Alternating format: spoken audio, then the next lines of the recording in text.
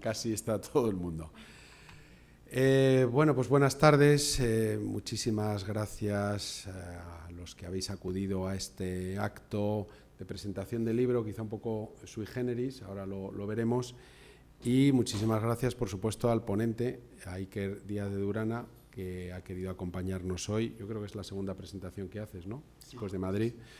Así que estamos de primicia, ¿no? Iker Díaz de Durana es graduado en Sociología por la Universidad Pública de Navarra, es vitoriano, estudió cerca de casa, pero después viajó a París, estudió 2 másteres, ¿no? En l'École des Hautes Études en Ciencias Sociales y después también en Sorbona, en París 1. Y bueno, allí creo que conoció el amor. Sí. Bueno, entre otras muchas cosas, trabajó para UNESCO como traductor y tal. Y bueno, gracias a ese amor vivió en Colombia unos cuantos años, 7 años. Todavía sigue ligado, evidentemente, por cuestiones familiares y viaja de vez en cuando, ¿no? La pandemia supongo que ha trastocado un poco esos viajes programados. Su experiencia docente, aunque él no se ha dedicado a esto, porque se ha dedicado fundamentalmente en Colombia al desarrollo de proyectos para municipalidades, fundamentalmente proyectos de desarrollo social,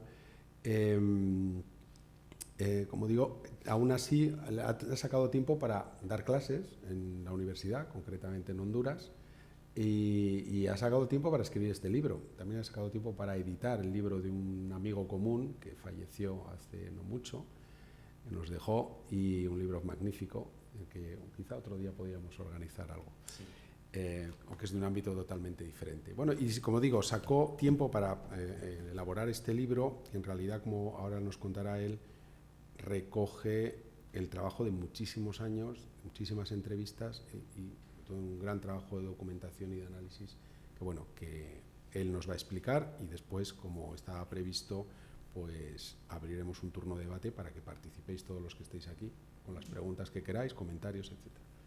Adelante, Iker. Vale, bueno, gracias por asistir. Hoy que había esto del Códex, muchas gracias por venir a la presentación del libro La verdad no paga. Si vais a una librería comercial, una gran superficie, lo podéis encontrar en el segundo sótano, al fondo, cerca del baño, seguramente. La primera vez que me dijeron que no en una editorial fue en noviembre de 2019, que fue justo antes de la pandemia. Luego se atravesó la pandemia, una hija, Ucrania, y hace 3 meses llegó a librerías.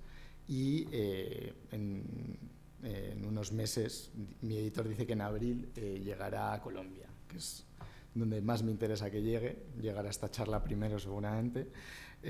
Bueno, esto no cambia mucho porque hablo del periodo entre 1970 y 2011. El epílogo lo escribí en 2019, el año que me dijeron que no.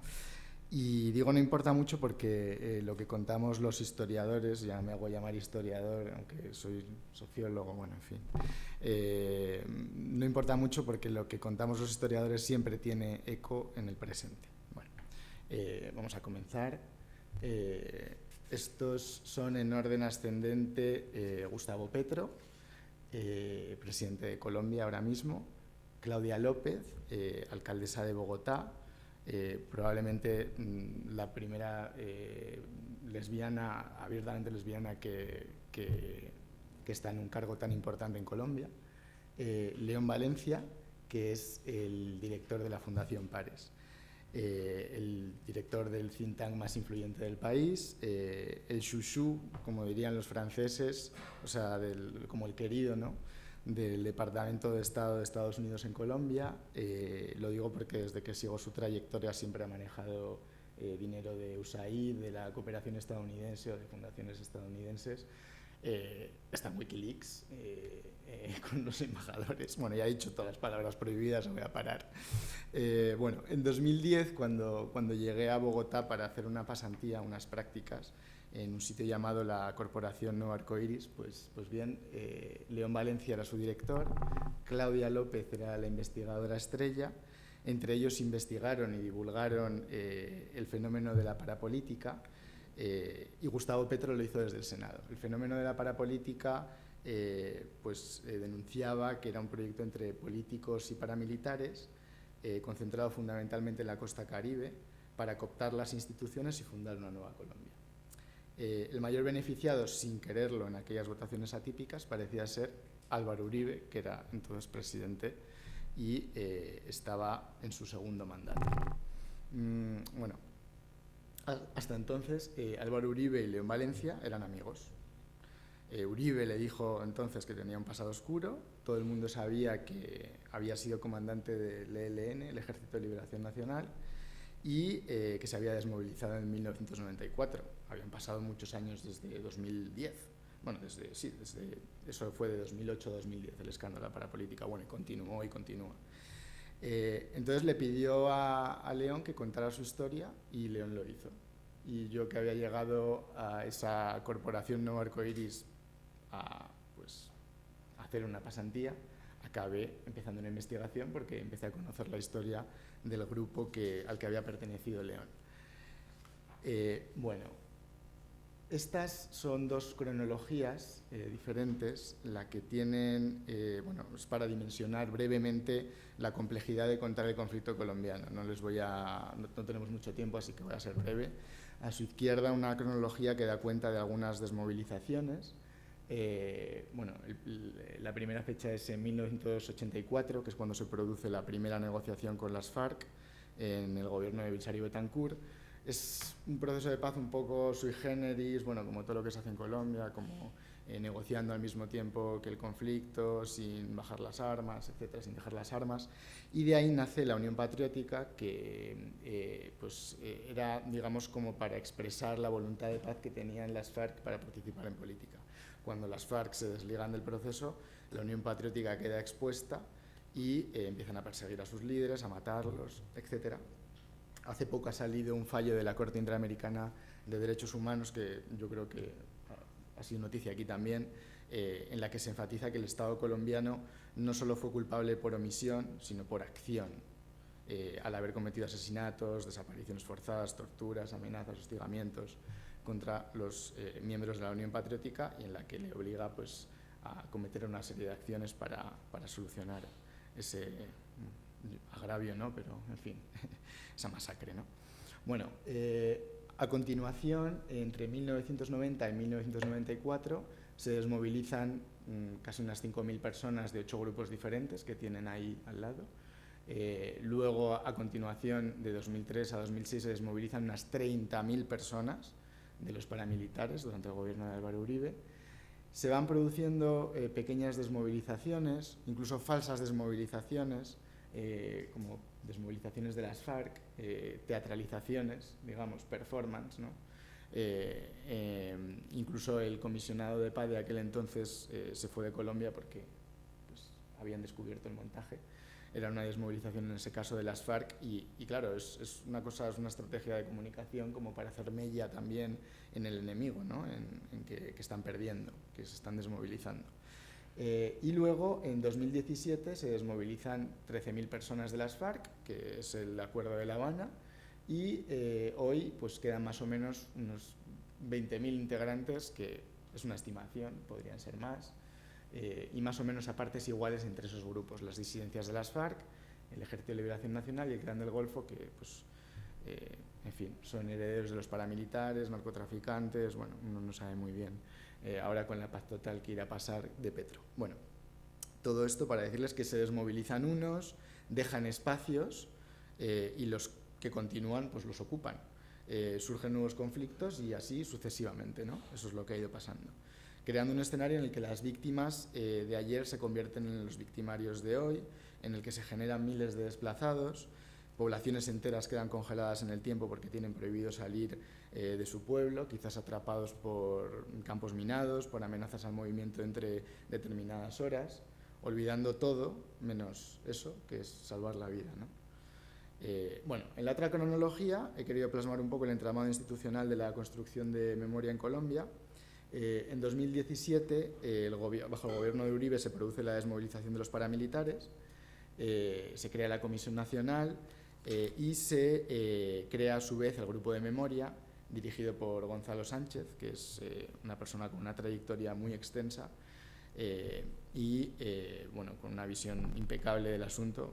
Puede haber algunas críticas, pero un muy buen investigador, que pide autonomía y contar con investigadores notables, uno de ellos, León Valencia, el que estaba ahí, que está en muchos saraos. Bueno, pues este grupo de memoria comienza a publicar, y cito a Gonzalo Sánchez, investigaciones que servirán de insumos para la construcción de un gran informe general sobre el origen y evolución de los grupos armados ilegales en Colombia. Y comienzan a publicar investigaciones en un país cuyo gobierno de entonces negaba la existencia de un conflicto armado interno, porque afirmar que existía se asumía que la contraparte tenía una legitimidad política, ¿no? Y no querían eso. Entre un sector político y militar afín al uribismo empieza a circular la idea de que el grupo de memoria es algo así como la avanzada intelectual de la izquierda armada. Eso es algo peligrosísimo en un país como Colombia, solo el chisme es de cuidado. Ese momento coincide con el escándalo de los falsos positivos, que son ejecuciones extrajudiciales del ejército de miembros de grupos armados capturados, pues igual un herido lo veían por ahí, cuando asaltaban un campamento, pum, le pegaban los tiros, listo, continuamos, baja en combate. También de inocentes que secuestraban, disfrazaban de camuflado y asesinaban para hacerlos pasar por bajas en combate, ¿no? Ante la insistencia de un grupo de madres de Soacha, que es una ciudad cerca de Bogotá, en la inocencia de sus hijos, porque cogieron un grupo grande de jóvenes y aparecieron al otro lado del país vestidos de camuflado y pues muertos en combate, los forenses comienzan a descubrir en numerosos casos que los orificios provocados por las balas en los trajes camuflados no coinciden con los orificios de los cuerpos. Entonces empiezan a tirar del hilo. Bueno, los militares cumplían indicadores, se lograban promociones, vacaciones y muestras de efectividad de cara a la galería, ¿no?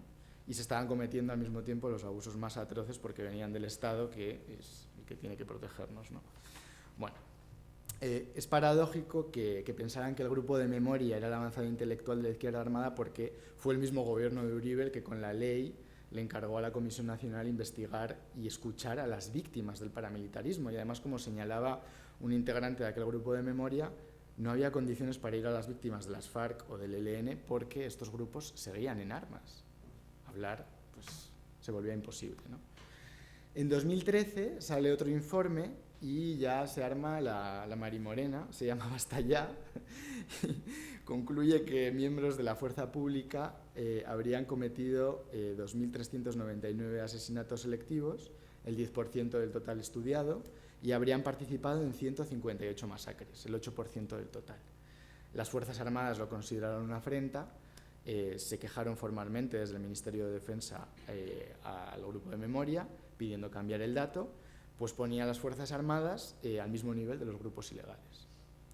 Suiza tuvo que mediar entre las partes, la Embajada de Suiza, ayudó a lo que ya se había convertido en Centro Nacional de la Memoria Histórica, porque eso, bueno, la Comisión Nacional pues, fue cambiando de nombre, a organizar seminarios internacionales sobre experiencias militares en escenarios de transición política. Y de manera adicional, el Centro Nacional de Memoria Histórica, dirigido todavía por Gonzalo Sánchez, se comprometió a publicar un informe sobre miembros de la fuerza pública víctimas de minas antipersonal. Y de nuevo hubo fricciones. Una de las crónicas daba voz a un soldado mutilado que contaba haber sido humillado por su superior por no haber muerto tras la explosión. De nuevo mediación de la Embajada Suiza. Los oficiales no entendían que los testimonios de las víctimas son memorias que no admiten edición.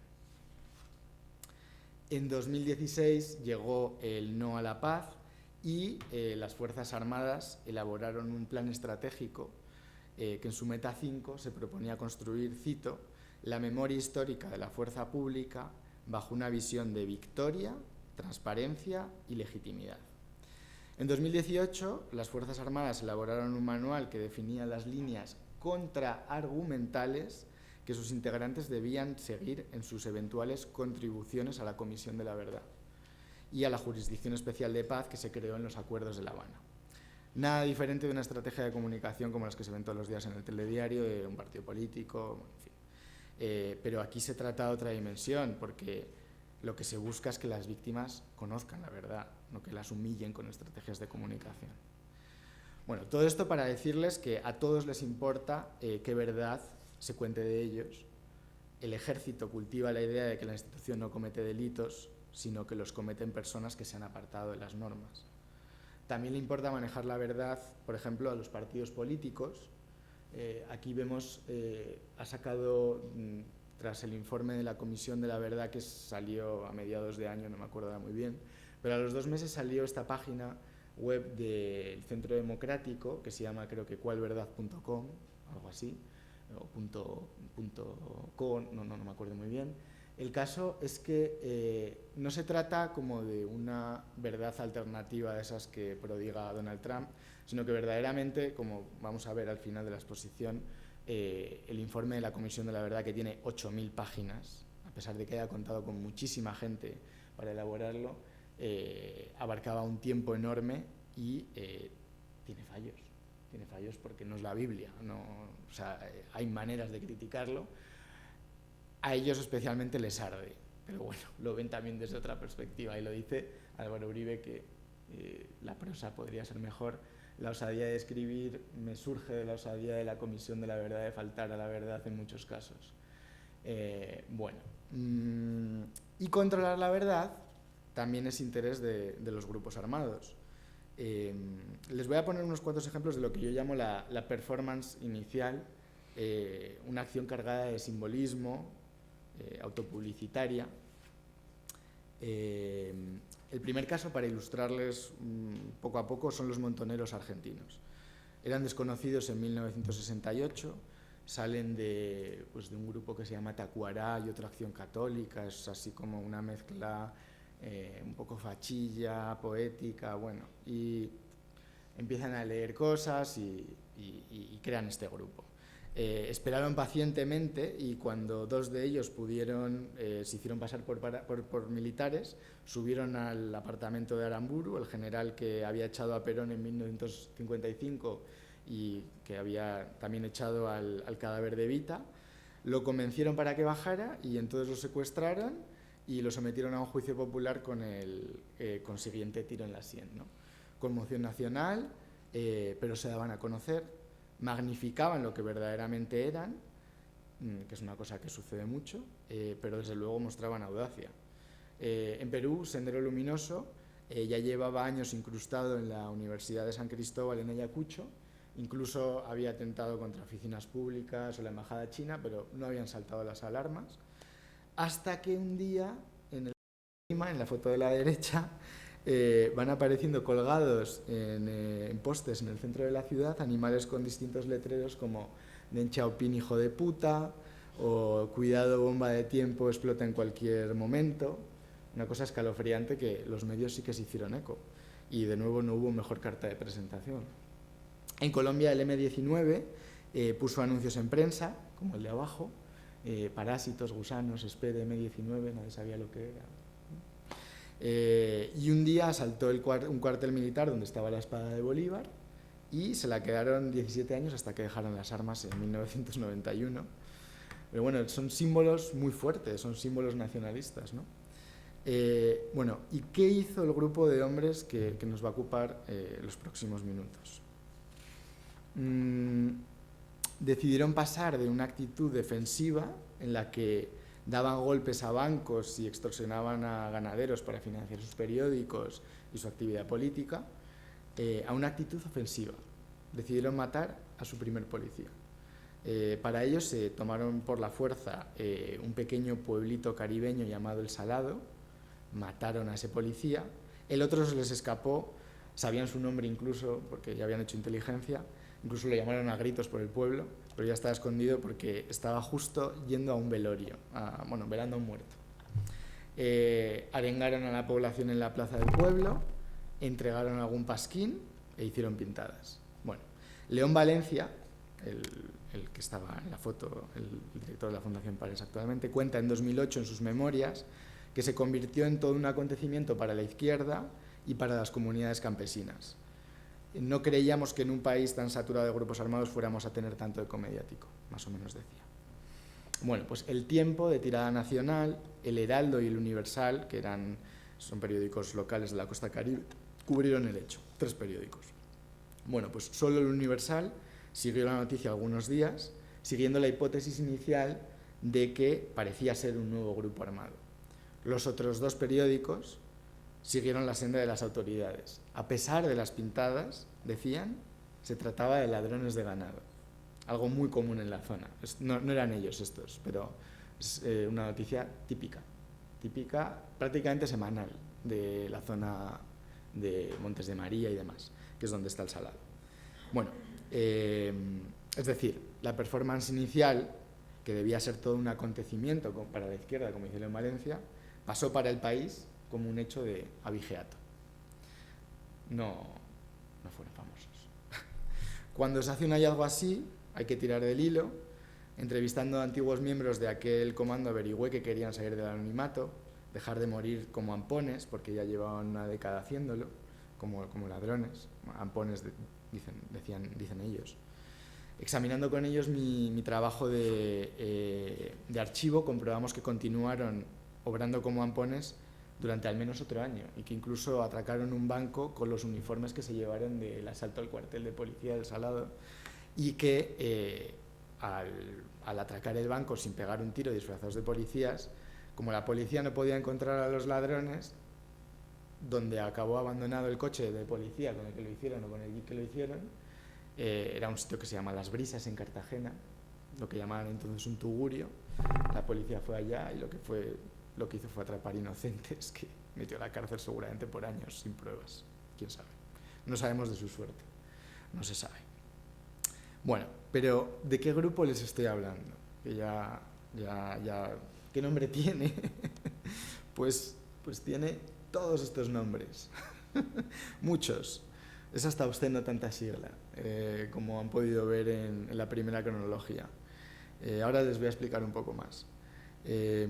Pero por todas estas siglas, yo siempre digo que mi investigación es la monografía, el diario de marcha de un grupo de hombres que hicieron política por todos los medios, todos. Fundaron grupos, se fusionaron en grupos, crearon fachadas políticas, se salieron de grupos, creando otros grupos, y para desmovilizarse, ya al final, pues invitaron a otros muchos actores armados a que se desmovilizaran con ellos, armas viejas, camisetas, performance de nuevo, ¿no? Bueno, su historia comienza en un momento especialmente frágil para la democracia en Latinoamérica. Por ejemplo, el gran intelectual colombiano de aquel momento, al menos el más popular, Gabriel García Márquez, decía de la democracia cuando mataron a Allende en 1973, que la democracia era la parafernalia apolillada de un sistema de mierda que Allende se había propuesto liquidar sin disparar un tiro. Efectivamente, Allende gana unas elecciones democráticas y lo baja un golpe de Estado la CIA, que eso ya pues, es sabido, ¿no? Y pues acaba suicidándose, parece ser. Bueno. O como sintetiza Carlos Granés, que es un pensador ahora mismo colombiano de Bogotá, súper brillante me parece a mí, ha sacado un libro que se llama Delirio Americano, que yo creo que ya superventas. Los demócratas en aquel entonces eran vistos como personajillos insípidos, sin fosforescencia en los sesos, ni pólvora en los testículos. Es porque esta es, por supuesto, una historia de machos, o sea, la que es la de esta gente. Si queréis ahora más tarde vemos las mujeres que me han ayudado a contarla. Este grupo de hombres también bebía del espíritu del momento, de la teología de la liberación. En todas partes, en aquel momento, se oían las mismas palabras, en los círculos de izquierda, digamos, liberación y su contraparte, opresión y servidumbre. Y esto también lo sintetiza muy bien Carlos Granés. Bueno, eso los curas, ¿no? Con lo de liberación, opresión y servidumbre, mezclando marxismo y cristianismo. Y los economistas entraron en la discusión con su teoría de la dependencia, la sumisión de las economías débiles a las poderosas de Europa y América, y Norteamérica. Por todas partes parecía haber sogas, cadenas, yugos. Empezaba la victimización generalizada, la aparición del latinoamericano víctima. ¿Esto qué es? Bueno, el problema era la dominación que operaba de algún modo con la complicidad de la víctima, anidaba en lo profundo de su conciencia. Para solucionar esto, parecía un problema de fe, los teólogos parecían tener la clave: hacer a la víctima consciente de lo que le sucedía para crear un hombre nuevo, libre de pecado, emancipado del egoísmo. Sin egoísmo, el hombre se liberaría de pecado, la sociedad de la opresión y América Latina de la dependencia. De lo micro a lo macro, de lo espiritual a lo material, de la teología al marxismo. Esto se hizo a través de una pedagogía transformadora, extraordinaria, efectiva, que es la pedagogía de la liberación de Paulo Freire, que dejó una marca increíble en el pensamiento latinoamericano, que muchos de sus métodos se siguen aplicando en el día a día. Bueno, si el indigenismo anterior a la teología de la liberación había puesto en primer plano al indio y al campesino como víctimas de la sociedad, estas filosofías, teorías económicas, teologías y pedagogías estaban eliminando la brecha entre esos personajes, el indio y el campesino, y la otra parte de la población. Ponían a todos en el mismo nivel. Ser un verdadero latinoamericano suponía ser consciente, concientizarse de que tanto las condiciones económicas como las estructuras mentales y las influencias intelectuales y culturales que predominaban en la vida cotidiana eran ajenas y opresoras. Y este acto de tomar conciencia no solo guió la acción política de este grupo de hombres, la manera en que contaron su historia también quedó impregnada de victimización, ¿vale? Aquí es donde entra el matiz de mi subtítulo, otra historia, otra.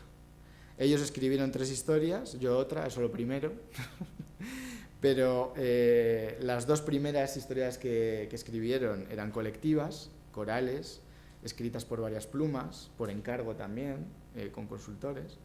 Estaban cargadas de autocomplacencia con su pasado, esto fue más o menos 2000-2008, las 2 primeras historias, como las de los otros 8 grupos que se desmovilizaron entre 1990 y 1994. Hay violencia en ellas, pero solo la que cometieron contra ellos el Estado y otros grupos. En textos de más de 300 páginas se dedicaban 13 líneas en la primera historia de 2000, 13 líneas a la actividad armada de unos hombres armados. Bueno, la tercera historia son las memorias de León Valencia, ¿de acuerdo? Y es innovadora porque cambia el lenguaje. Asume culpas, nombra víctimas, sucesos, pero no cuenta todo y edulcora con muertos muchas de las decisiones políticas y personales que tomó. Es otra historia también, mi libro, porque existía la necesidad de algunas personas de contar cosas y también la posibilidad de contarlo, porque ya ha pasado mucho tiempo desde que se desmovilizaron en 1994.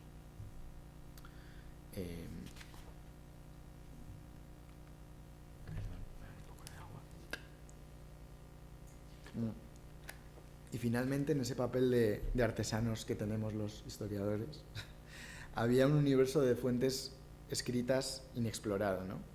Publicaciones católicas financiadas por el Consejo Mundial de Iglesias, que siempre ha tenido tufillo de la Unión Soviética, los fondos de líderes campesinos que han entregado al Centro Nacional de Memoria Histórica, que pues, ha hecho una gran labor, le están llegando todos los documentos, los ordena, los tiene en línea, es un archivo maravilloso. Wikileaks también, creo que soy único en Colombia explotando esa fuente para esa época. Las hemerotecas de periódicos locales como El Universal o Vanguardia Liberal, y luego el tiempo ha ayudado a que toda la bibliografía sobre el tema ha ido mejorando en Colombia. Ya no son los, digamos, líderes y los desmovilizados los que cuentan su historia, sino terceros, como yo, ¿no? Todo esto cruzado con lo que me contaban ellos develaba una historia inédita, verosímil y lo que a mí me parecía una buena historia, y que eso fue lo que me animó a escribirla, ¿no? Voy a intentar contarles algunos hallazgos. El primero es sobre la lucha campesina. Igual tarda un tiempo hasta que un par evalúe la investigación que he hecho yo, pero gracias a La Verdad no paga, la investigación al libro, creo haber demostrado que la dirigencia de la organización campesina en Sucre, en el Caribe, toleró e instrumentalizó la lucha armada. Hasta ahora se creía que los moderados ganaron la lucha en la ANUC, la Asociación Nacional de Usuarios Campesinos, un poco por obra y gracia de Dios, por el paso del tiempo, por el hartazgo campesino de la dialéctica marxista-leninista, pero no fue así. No fue así. Gracias a una carta, que hay pues, un extracto de pantalla, en la que un líder campesino moderado confiesa a un amigo que no acompañarán, pero que tampoco harán nada para impedir la línea táctica de los líderes más afines a la acción armada, y apoyado en una exhaustiva cronología en la que se mezcla testimonio de mis entrevistados con prensa, tesis doctorales, creo haber esbozado claramente que los líderes moderados miraron para otro lado mientras Patria Libre, que es el primer grupo de de nuestros protagonistas, utilizaba su aparato político-militar para movilizar a la población en favor de la ocupación de predios, además de extorsionar, secuestrar y matar ganaderos, lo que llevaba al consiguiente linchamiento de campesinos y pues la animación de los grupos políticos diciendo que nos están matando a los campesinos, los ganaderos, ¿no? Eso lo hicieron hasta que Sucre fue incluido en un programa de acción del gobierno para las zonas en conflicto. Entonces los moderados, que les conocían de siempre a estos líderes que utilizaban las armas, les quitaron el papel protagónico a sus pares en la extrema izquierda y les dijeron hasta aquí. Consiguieron meter a Sucre en el plan de acción del gobierno. El segundo hallazgo, si se le puede llamar así, fue juntar todos los testimonios e investigaciones previas que apuntan directamente a la Unión Camilista Ejército de Liberación Nacional, que es que surge de la... Uy, Dios mío, vale. Que surge de la unión entre Patria Libre y ELN. Aquí surge esto. Y una fachada política que se llama Luchar. Entonces, había mucho material que apuntaba directamente a la Unión Camilista como creador y financiador de A Luchar. También como ese vínculo fue complejo, dado que no todo el mundo en la Unión Camilista quería tener una fachada política. Al mismo tiempo, a pesar de las innumerables siglas, creo haber esbozado la complicada ingeniería de organizaciones sociales que edificó la Unión Camilista, movilizando gracias a ellas a miles de inocentes y utilizándolos deliberadamente como carne de cañón, al instrumentalizar la protesta social y pervertir las organizaciones sociales, gremiales y laborales, estigmatizaron la movilización social y la izquierda por décadas en Colombia, hasta la actualidad. Y hay un tercer hallazgo que me guardo para el final, pero también hay pequeñas victorias propias de una monografía, producto de investigar exhaustivamente a un grupo en concreto, como la siniestra alianza con Pablo Escobar para conseguir armas a cambio de servicios prestados en su sangrienta batalla con el cártel de Cali, la intimidad y humanidad de algunas decisiones para dejar las armas, la vertiginosa pérdida de valores cuando dejan las armas, las luchas intestinas por el poder. Y bueno, esta que sigue no es una pequeña victoria, sino todo lo contrario para mí, la verdad. Les quiero mostrar la página, que me la voy a pasar seguramente, 231 de este volumen de hallazgos de la Comisión de la Verdad. Bueno, a diferencia de Argentina o Chile, que también tuvieron comisiones de la verdad, en Colombia ya se sabía más o menos todo sobre el conflicto, gracias a unas víctimas y una sociedad civil valientes, a una prensa libre. Había lagunas de ciertos periodos, de ciertos lugares, de ciertos temas, como las dimensiones que tenía el uso del cuerpo de la mujer como campo de batalla. Yo no esperaba encontrar esto en un documento que se está leyendo a viva voz en decenas de librerías por toda Colombia. Son casi un total de 8.000 páginas, como les he dicho. Yo solo puedo hablar de una página y en ella, que es esa de ahí, no alcanzan a leerlo, pero no se dice con nitidez que A Luchar era un producto del ELN. Y no lo digo yo, como he dicho, por eso decía que no sé si considerarlo un hallazgo. Lo dicen comandantes del ELN, lo dicen ejecutivos de A Luchar. Pero insisto, salvo a los actores que han sido parte del conflicto, ¿a quién le importa la verdad, no? Porque cuando ganó el no, el no del plebiscito de 2017, 16, votó el 30% del censo electoral. ¿A quién le importa la verdad entonces? Bueno, ese podría ser un indicador de la indiferencia de gran parte de la sociedad colombiana. Otro, una observación durante mi investigación. Y hay un lugar que ilustra muy bien el valor de la historia contemporánea en Colombia y puede que sea la hemeroteca del Universal, el periódico de Cartagena en el que Gabriel García Márquez comenzó a crear un universo para unos imaginado y para otros tan cierto como su vida cotidiana. Yo estuve mucho tiempo en esa hemeroteca, pasando las páginas del periódico que van de 1983 a 1996, leyendo cada titular, viendo si merecía la pena, ¿no? Bueno, el Universal para mí impone, la verdad, porque Gabriel García Márquez me encanta, Cartagena me encanta. Tiene unas palmeras preciosas en la entrada, todo es de ese mármol que está como carcomido por toda la ciudad, y hay un gran letrero del Universal, le puedes imaginar ahora mismo. Para concluir, y aunque suene contradictorio, sí quiero decirles que la verdad sí paga. Para mi primera presentación en Madrid conté con una periodista colombiana que está ahora mismo desde hace unos años, un par de años en España, amenazada, con una carta de que está amenazada por un agente dentro del Estado, y tiene una carta del Estado en la que dice que está amenazada por el Estado. Bueno, cosas estas súper paradójicas, ¿no? Bueno, pues Andrea, periodista, Fixer, bueno, ahora son muy conocidos porque son periodistas locales que guían a otros periodistas, por ejemplo los españoles, que van al Donbass y se mueven y tienen los contactos, etc. Pues Andrea era Fixer en el Bajo San Juan, y allí llevó a León Valencia. Era la primera vez que León iba a un campamento del ELN desde que dejó las armas, en 1994. Esto fue como hace 5 años.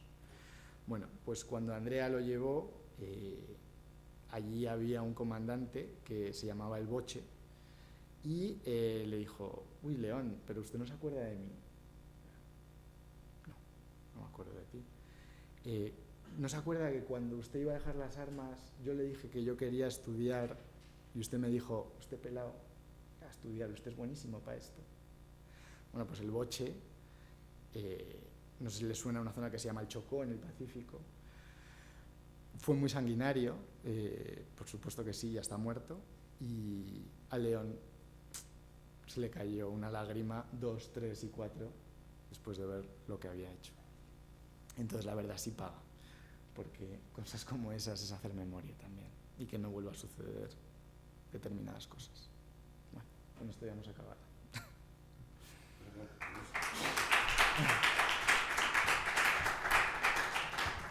No hemos acabado, no te vas a ir así. Yo.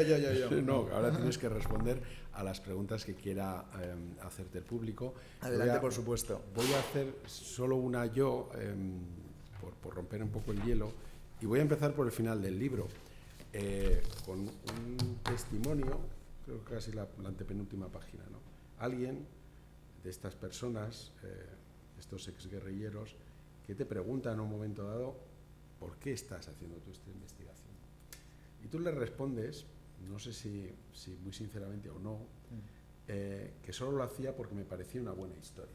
Dices, ya, lo que pasa es que en las páginas anteriores de este epílogo magnífico tú cuentas cosas sobre tu familia, sobre tu padre, sobre los amigos de tu padre asesinados por ETA, sobre el miedo, sobre las bombas, que todos los que somos de ahí esto lo cuentas y la gente no se lo cree, o sea, lo has vivido porque ha habido una bomba a 2 calles de donde tú estabas en ese momento y sigues con tu vida. Y eso, no sé, desde mi experiencia también, como Donostierra, yo creo que hay una conexión directa, es decir, de tratar de explicar cosas que parecen inexplicables, o sea, cómo se puede vivir como si no pasara nada, cómo se puede vivir pensando en eso, en que la verdad no paga. O sea, que esto a mí no me aporta nada porque puede tener unos efectos directos, ¿no? Cuéntanos un poco ahí, si quieres, qué conexión hay entre ese conflicto vasco y y tus motivaciones para escribir este libro. Bueno, a ver, sí que me parece una buena historia, me sigue pareciéndolo, y por supuesto está esa conexión. O sea, al final ETA también es un movimiento de liberación, como son este grupo, y como cuento en la contraportada, el trabajo de campo también estuvo condicionado por mi nombre. Yo cuando llegué a Bogotá, a la corporación y tal, y me empecé a interesar por esta organización, por este grupo de ellos, prácticamente no tuve que decir nada. ¿Y que eres vasco? Sí. Ah, vasco, tal, no sé qué. Bueno, yo, quédate callado y juega ese papel que te salga. Bueno, por supuesto, pues soy vasco, ¿no? Tengo muchas cosas de vasco, es inevitable. Pero sí, ellos al final se creó una confianza con algunos increíble, e incluso les entregó el anonimato porque se convirtieron en fuentes. No creo que vaya a suceder nada, pero no quiero como que su vida se vea condicionada por esta historia, ¿no? Y porque verdaderamente son trabajadores sociales que están en campo, en Colombia ahora, que trabajan por la paz, con una pasión genuina por ella y porque Colombia viva en paz, ¿no? Entonces, sí, o sea, al escribir esta historia hay también muchas emociones, sí, eso es totalmente cierto. Y a veces cuesta. Cuando quería escribir el libro, no quería quedarme como en la horma académica, no quería que el libro llegara al mayor número de personas posible. Entonces intenté hacerlo como accesible. Y también por eso, para ser un libro de historia que tenga un epílogo en el que además se cuenta eso, ¿no?, el autor, pero también tiene una introducción que, por ejemplo, Andrea en la presentación anterior me decía, Iker, tiene muchos juicios de valor. Bueno, tiene unos cuantos para ser un libro de historia, ¿no? Y asumidos, por supuesto, sé cuáles son, los puedo indicar. Para mí, al mismo tiempo, se trata un poco, no tanto como juicios de valor, como atajos de una visión un poco más liberal de esta historia, ¿no? O sea, porque la visión de ellos como de víctimas, ¿no?, y también muy dogmática por momentos, pues hace que yo diga que tenía una actitud mesiánica, y que no sea el único que lo diga, sino porque también lo han dicho investigadores como Mauricio Archila, que es un experto de la izquierda en Colombia, ¿no? Y por eso digo que le decía, son atajos, no son juicios de valor, ¿no? Porque si no, es que nunca acabas de contar una historia. Sí, bueno, en relación a esto, ya os dejo, que no me quiero enrollar yo. Yo tenía anotados como una de esas cosas que no te he querido contar, de las que a mí me gustaría hablar hoy, es el tema de la equidistancia, ¿no? Una cuestión que en la antropología tenemos más o menos resuelta, o algunos creemos que tenemos resuelta, en el sentido de que no tenemos por qué ser equidistantes. Eso de la objetividad es una cosa, en fin, un constructo, sobre todo cuando estás trabajando con sujetos que tienen visiones subjetivas sobre sí mismos y sobre lo que han hecho, pues la objetividad es en realidad la negociación de las subjetividades de los otros, ¿no? Tratar de mostrarlas de la forma quizá más honesta posible. A mí me gusta que en el libro no haya un intento de equidistancia, ni equidistancia por ser tú extranjero en Colombia, ni equidistancia política entre la extrema izquierda y la extrema derecha. O sea, no hay esa equidistancia, yo por lo menos no la percibo, y tampoco una equidistancia moral, que yo creo que eso sí tiene que ver con lo vasco, ¿no? Es decir, que es muy difícil explicitar esto. Cuando tú has vivido esa experiencia, generalmente la gente ha optado por el silencio, o ha optado por encontrarse ahí en un espacio cómodo, intermedio, no soy ni de estos ni de los otros, y después ha habido gente que también, que yo creo que es tu caso, pues el mío, porque yo esto lo tuve que asumir también muy joven, que solo hay un bando posible, ¿no?, que es el de las víctimas, ¿no? Y los demás son los victimarios. O sea, yo eso sí lo he tenido muy claro desde hace muchos años. Y las víctimas, el problema es que, y después te pregunto por eso, son muy difíciles de delimitar, ¿no?, quiénes son las víctimas y quiénes son los victimarios. Después hablamos, si queréis, de eso. Nos gustaría que participarais también vosotros. Seguro que tenéis comentarios, preguntas, lo que sea, dudas. Si no, yo sigo, tengo aquí un montón. ¿Alguna cuestión que se os plantea? Ahí hay gente especialista y que está haciendo tesis doctorales sobre víctimas, sobre represión, sobre violencia política. O sea, gente muy interesada en ese campo, ¿no? Sí, también lo de Trump, te quería preguntar si había alguna conexión con el pensamiento político del NN-19, incluso de la FARC, como por ejemplo antes citaba a Sendero Luminoso, con el pensamiento político, por ejemplo, de José Carlos Mariátegui. Sí, claro. Pues que, ¿cómo se llamaba este sendero luminoso? El Pelanas sí, sí. Pues por supuesto, yo creo que la universidad enseñaba a Mariátegui, claro que sí. ¿Conexión con Colombia, dices, Mariátegui? Sí, dentro del pensamiento político, Mariátegui era peruano, Sí, a ver, igual... Es que Sendero Luminoso, eso sí que era mesiánico, ese tío, o sea... a ver, no, yo te puedo decir colombianos que hayan podido leer Mariátegui y que les haya influenciado, igual los del movimiento armado Quintín Lame, que era indigenista, pero que no era un movimiento armado tipo tanto como ofensivo, creo, sino que verdaderamente era una cosa muy indígena, muy indígena, eran indigenistas, pero lo hacían como un mecanismo de defensa, como lo que han continuado haciendo después. O sea, hay un pueblo en Colombia que se llama, creo que es Toribío, que, o sea, las FARC les han tirado de todo durante años. Cilindros de estos bomba, francotiradores, y muchas veces se han defendido con un palo, y por supuesto que se han visto involucrados en el conflicto porque les han seducido a los jóvenes con las armas y que tienen muchísimos problemas con ellos. Y bueno, no sé, Mariátegui, la influencia que puede tener en Colombia, pues igual con ellos. Pero bueno, Mariátegui sí que en América Latina tuvo mucha influencia, desde luego, muchísimo. Pero grupos armados, eso no.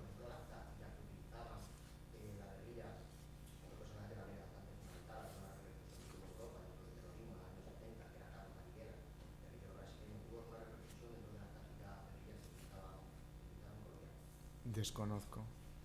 Yo sí que sé, y lo menciono, ellos, y eso también es todo un tema, ¿no? O sea, es que sí que hacían congresos, por ejemplo los de Aluchar, hacían congresos y venían los tamiles de Sri Lanka, venía gente de Batasuna, Colombia, y sí que había como esos vínculos, ¿no? Por eso cuando yo llego soy Iker tal, ellos ya vascos ya conocen mucho, ¿no? Entonces, bueno, sí, esos ideas, no sé qué ideas podía haber ahí, pero sí habrá cosas para contar de esos encuentros, seguramente. Sí, por favor. Varias cosas. Bueno, gracias. Voy a leer el libro. Varias cosas. Una pregunta y una observación. La observación es bastante sangrante, entre otras cosas. Por favor, en un escenario internacional, no llamar a los falsos positivos ejecución extrajudicial. No tiene nada que ver una cosa así. Una ejecución extrajudicial es que si tú eres un bandido, yo te cojo y te mato allá atrás y no le cuento a nadie y no pasa por el juez. Lo que hicieron fue secuestrar inocentes y matarlos. Sí, yo sé que lo dijiste después, pero hiciste ejecución extrajudicial y esa es una manera terrible No, pero sí que eran también ejecuciones extrajudiciales. Algunas de ellas, pero... Algunas de ellas. Por eso no, pero es que lo he dividido en dos, ¿no? O sea, las ejecuciones extrajudiciales, porque tú cuando llegas a un sitio con el derecho internacional humanitario, un campamento de un grupo tal, y ves a una persona herida, ¿qué haces? ¿Lo matas o lo curas? Lo curas, ¿no? Entonces lo que ellos hacían eran, pues lo que aparentemente parece que hacían era eso, ¿no? Sí, pero sí, eso es. Y luego lo otro eran los inocentes, efectivamente, que les engañaban, pues por ejemplo diciendo, mira, hay un trabajo en tal parte, llegaban tal y hacían lo que hacían, que es lo que he dicho de los orificios, ¿no? El del camuflado, etcétera. Sí, pero, o sea, a mí el término extrajudicial sí que me parece válido, porque es que era extrajudicial, o sea, se apartaban totalmente del derecho y de su función como ejército. Claro, pero pues no tenía nada que hacer con un chico engañado en Bogotá. Ah, y ya. llevárselo a otra parte del país a matarlo. Ah, no, es que eso no era una ejecución extrajudicial, eso es un secuestro. Ah, no, es que eran dos. Sí, sí, son dos cosas diferentes, ¿eh? No he querido. Bueno, esa era mi observación porque, Sí. porque es que me choca Sí, sí. el rótulo de extrajudicial allí. Vale, y bueno, y preguntarte, me interesa mucho, porque además no conocía de todos estos rótulos que presentas, si la misma estructura de teología de la liberación en todas estas escisiones o cosas, o grupos que luego se unieron al ELN y luego salieron del ELN, si se mantuvo la misma, digamos, la misma mística de la teología de la liberación y el mismo trabajo con las comunidades eclesiales de base en los pueblos. Esa sería una. Y segundo, si para tus entrevistas, no he leído el libro, hiciste algún tipo de entrevistas con todas las personas del ELN que están en Euskal Herria en este momento, porque hay una gran comunidad de personas que ha tenido, o solamente con gente que está allí, o Vale, entrevistas. Bueno, a ver, lo primero, la influencia de la teología de la liberación en el ELN. El ELN tiene a Camilo, bueno, que es como el mártir, ¿no? Inicial, que era un sacerdote, que era profesor de sociología de la Universidad Nacional, que crea un frente, creo que es el Frente Unido, o el Frente Amplio, no me acuerdo muy bien ahora el nombre, y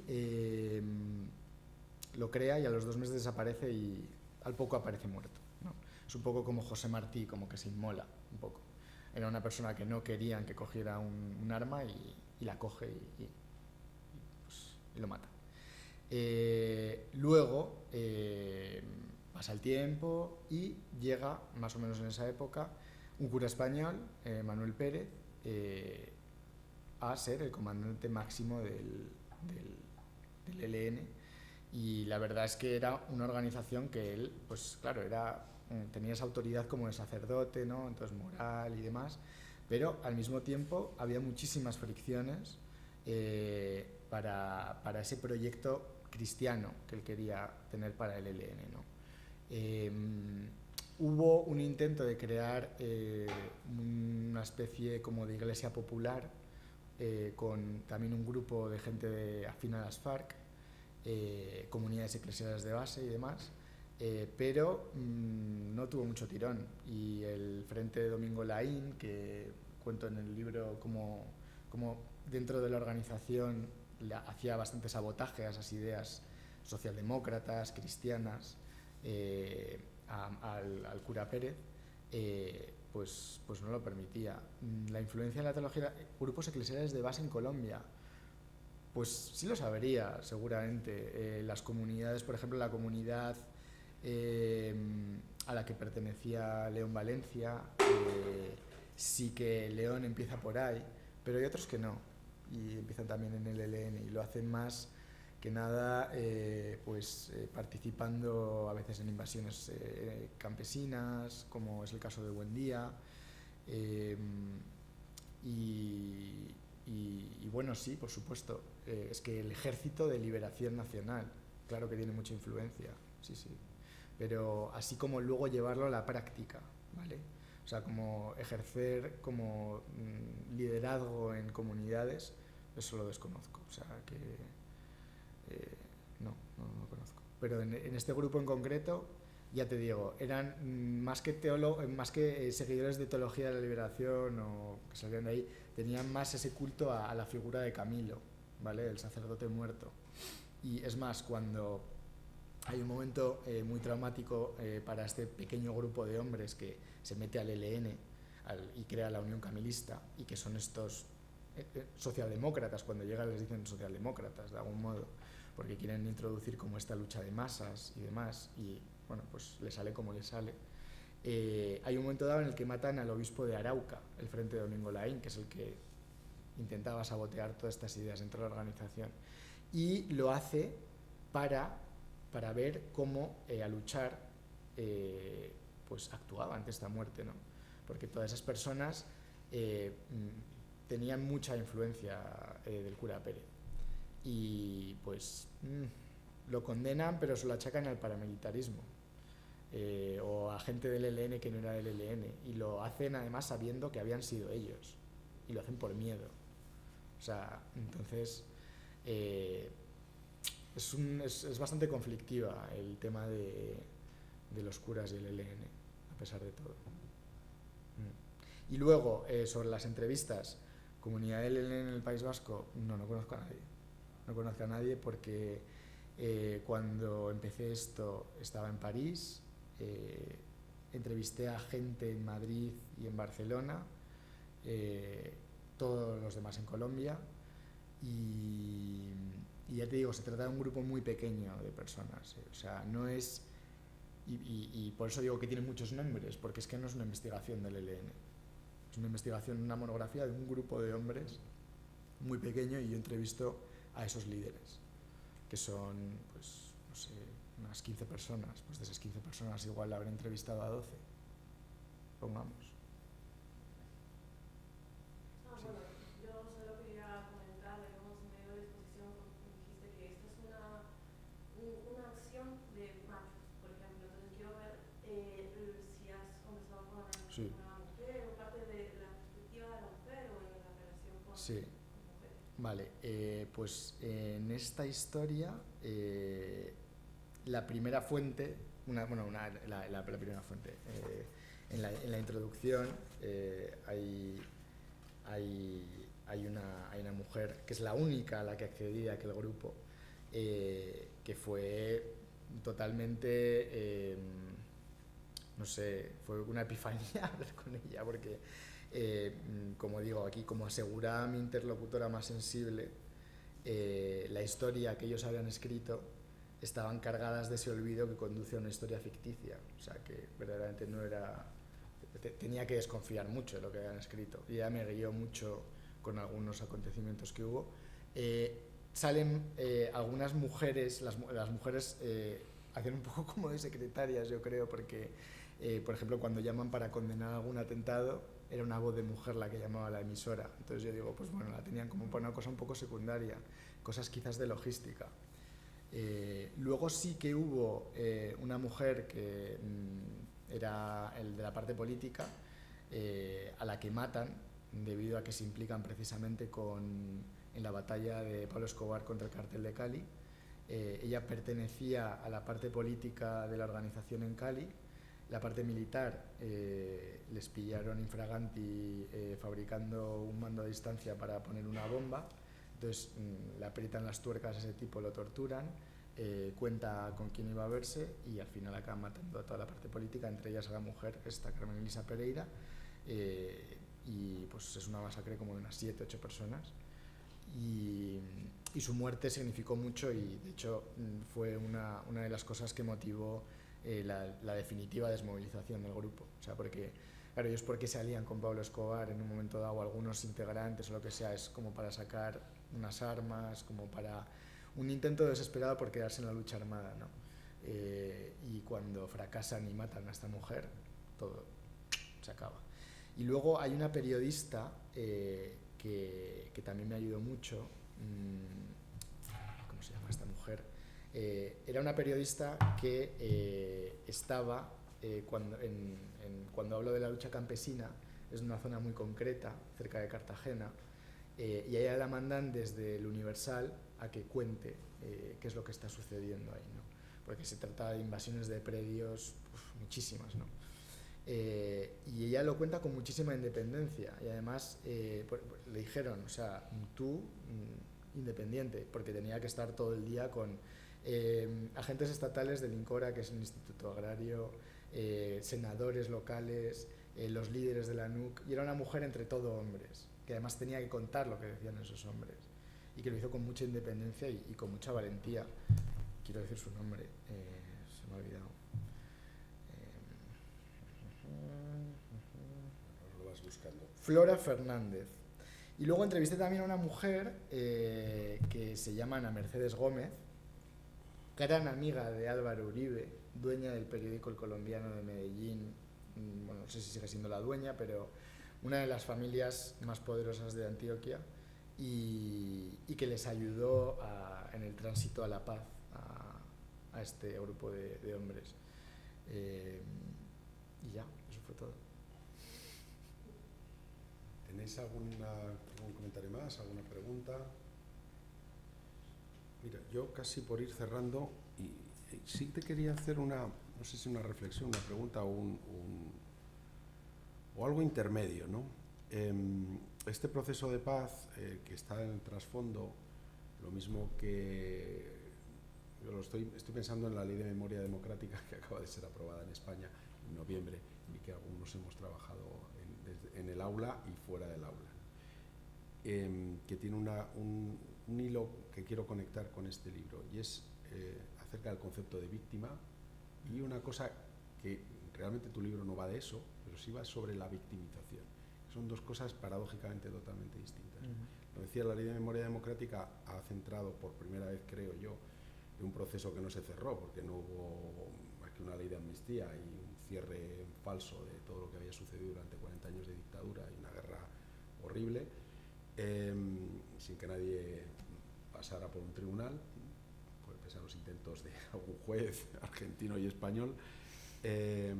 Fuera de eso, nuestro proceso se ha cerrado en falso, ¿no? Este proceso no se ha cerrado quizá tan en falso, aunque tú hablas mucho de verdad, de falsedad, y por eso quiero hablar de victimización. Esa ley por primera vez pone a la víctima en el centro, que es una cosa que en estos procesos siempre se olvida, ¿no? Siempre es los intereses políticos, no sé cómo llamarlo, ¿no? O sea, buscar, por ejemplo, como ha sido en el caso de ETA, ¿no? Buscar como fuera un acuerdo, aunque fuera malo, para poder acabar con la violencia, lo cual en principio parece que no está tan mal, pero ha dejado a mucha gente sin respuesta, sin verdad. Exacto. O sea, a los etarras que fueron torturados los ha dejado sin verdad, en algunos casos, a las muchísimas víctimas de ETA las ha dejado sin verdad, y esto es porque precisamente no está en el centro. Pero el libro va sobre la victimización, que es curiosamente una de sus mayores hallazgos.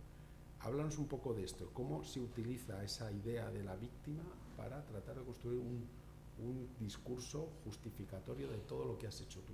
Aparte ya lo has comentado. A ver, es que hay que diferenciar, por eso estaba poniendo la cronología, hay que diferenciar, cuando ellos se desmovilizan al momento actual ha cambiado muchísimo. O sea, desde cuando ellos se desmovilizaron, se acudió al perdón y el olvido, ¿vale?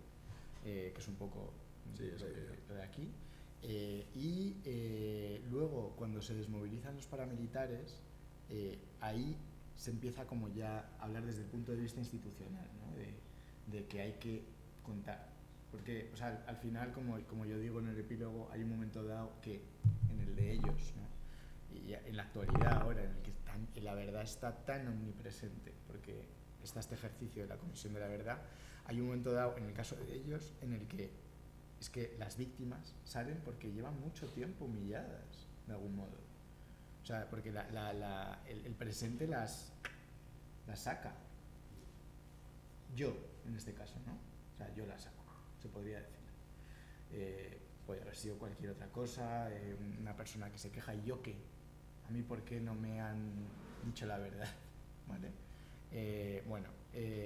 Y ahora, pues el tema es, a ver qué producción bibliográfica va a haber sobre eso, ¿no? Porque, la ha habido, yo creo que mediática, o sea, sobre todo, no tanto la Comisión de la Verdad, porque la Comisión de la Verdad, al ser un texto de 8.000 páginas, es que eso lo van a leer especialistas, lo están leyendo de viva voz en librerías, pero verdaderamente yo he leído lo que me interesa, ¿no?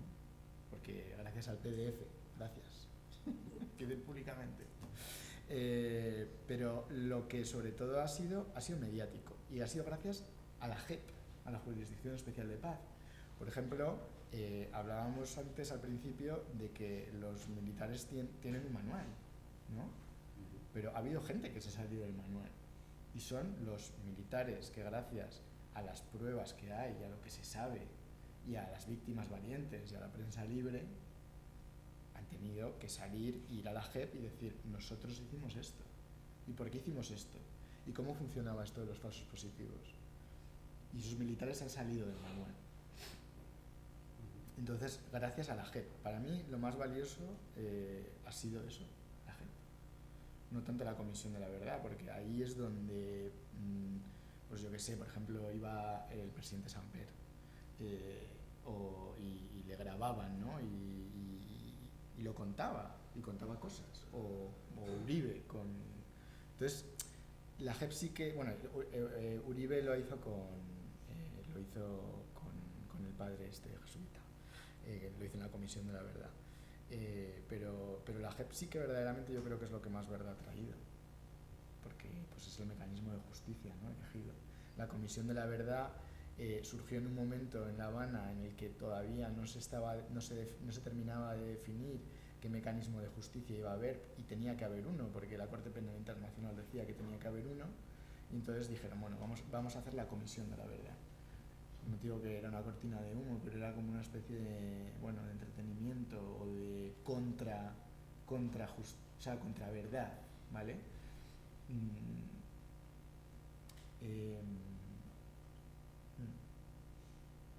Vivimos en el mundo del relato, ¿no? En el mundo de la discursividad y de la comunicación, que de esto va en buena medida también el libro, ¿no? Cómo se trata de reconstruir las acciones propias y justificarlas a través de ese mecanismo de autovictimización. Y luego, al final, eso es, ¿no? Ellos cuando, como digo, claro, viven como toda esta experiencia de la liberación y demás, y que conlleva consigo también esta victimización, ¿no? Y cuando escriben la historia, cuando escriben su primera historia, ellos todavía no habían salido como de ese estigma del desmovilizado. Hasta que no empiezan a participar, digamos, de la vida política, que lo hacen, pues sí que cuando se desmovilizan les dan como unos asientos en el Congreso, ¿no? Pero hasta que verdaderamente participan, que es en la alcaldía de Lucho Garzón con cuotas políticas, ellos no sienten que hubieran salido de su historia pasada, ¿vale? Entonces yo creo que también ahí hay muchos esquemas mentales que jugaban en su contra a la hora de escribir esas historias. Y también el momento en el que las escribían. Nadie contaba la verdad, o sea, contaban sus cosillas y tal, lo que les habían hecho, pero nadie decía lo que había hecho. Entonces, por eso también he dicho que yo creo que hay fuentes con las que yo he hablado que tenían la necesidad de contar y también la posibilidad de contar. Pero sí, claro, por supuesto, ese discurso de la victimización, no creo que, no creo que haya sido como una cosa que deliberadamente la gente lo haga, ¿no? Igual, la mayoría no. Los líderes, por supuesto, pues que vamos a hacer una cosa institucional, qué hemos hecho por Colombia, qué nos han hecho, pero no qué hemos hecho. Entonces un poco corporativo, es una historia un poco corporativa. Luego la gente que estaba por ahí abajo, la gente más de base, pues sí que y que son esas fuentes anónimas, ellos sí que han sentido esa necesidad de contar las cosas, porque también es lo que hicieron y quieren que su historia se vea, ¿vale? O sea, que la gente sepa que yo hice tal toma o que hice tal cosa. Cuando hablas con ellos, ellos tienen como un poco esa ilusión, que esa historia se conozca, ¿no? Yo con uno de esos empecé de una manera un poco conflictiva, porque la primera vez me dijo, te han seguido hasta aquí. Como no me lo dijo así, pero me dijo, sí, te han seguido hasta aquí. No me había seguido nadie hasta ahí, hasta esa panadería no me había seguido. Y luego, pues hemos acabado muy bien, muy bien. Pero ahí hay un tira y afloja, un conocerse, que verdaderamente luego, ya te digo, ves que lo que quería es que se sepa su historia, en lo que él participó. Y lo que él participó, pues, en tomarse un cuartel o matar a un policía. Bueno, pues si no tienen... Sí, ahí hay alguna pregunta, menos mal. Yo inicialmente quería preguntarte acerca del título del libro, de La verdad no paga, y en el recurso de la presentación creo que realmente no había podido todavía por este título, y también porque quería lo contrario, porque la verdad se paga. Sin embargo, ahora te escucho y has contado que esta JEP, que para los que no saben es la jurisdicción que se creó para juzgar los crímenes en el campo de la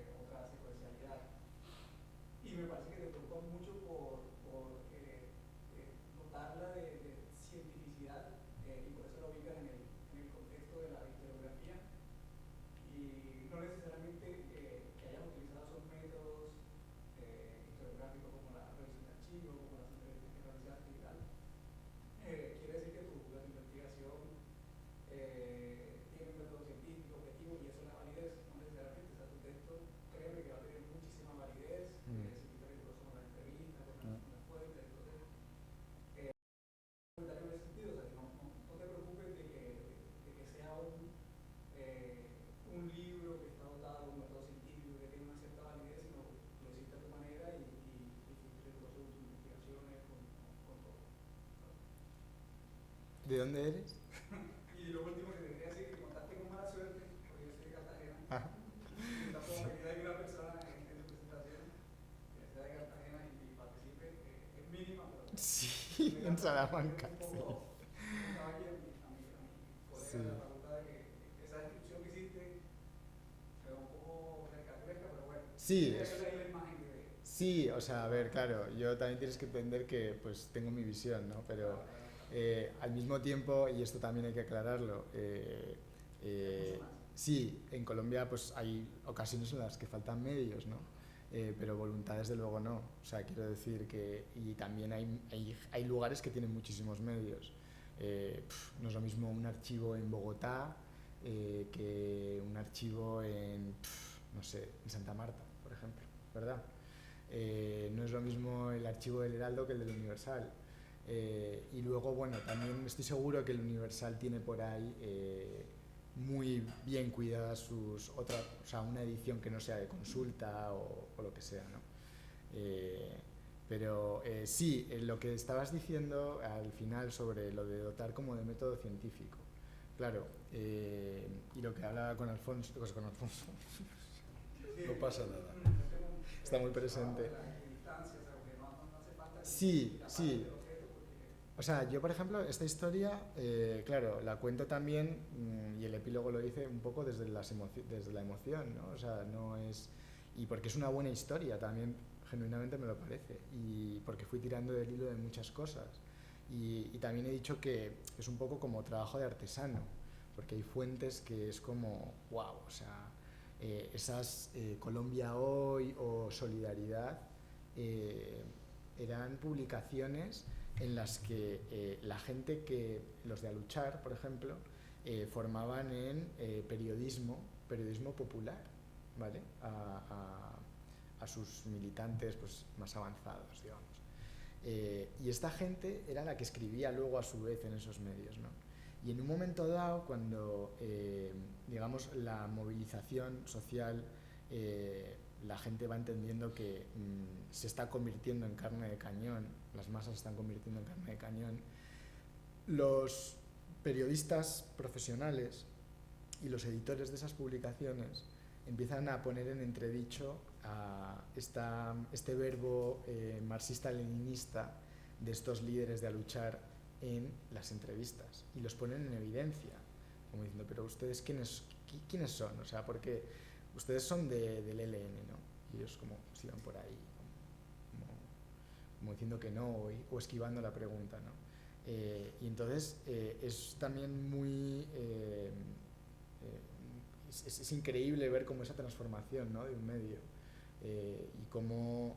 y para eso hay que pasar muchas páginas. Y por eso digo que es como de artesano y te pones los guantes y sudas tinta en Cartagena. En Bogotá te mueres de frío. Yo también me muero de frío en Bogotá. Yo vivía en Manizales. Eso, más ahí como más templado.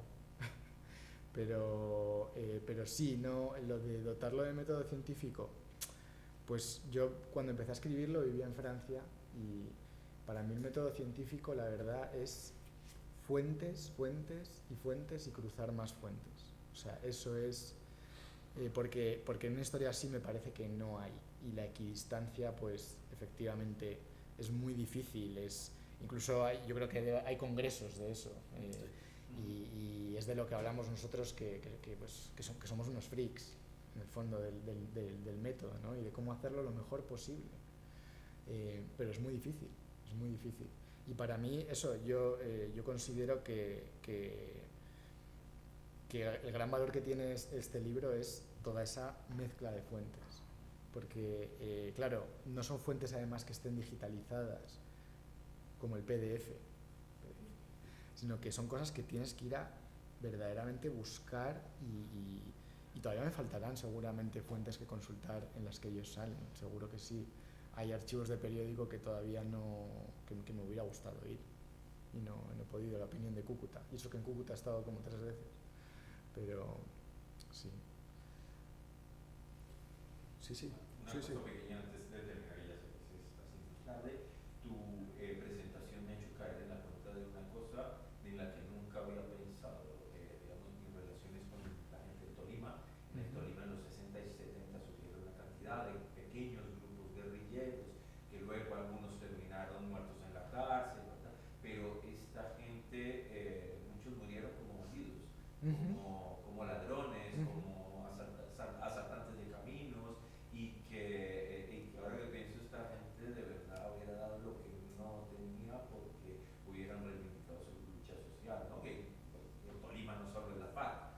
Sí, sí. Había montones de pequeñas células. Sí, no, claro, para ellos es tremendo, porque, claro, ellos morían como ampones. En un momento hay uno que lo dice, estábamos hartos de morir como ampones.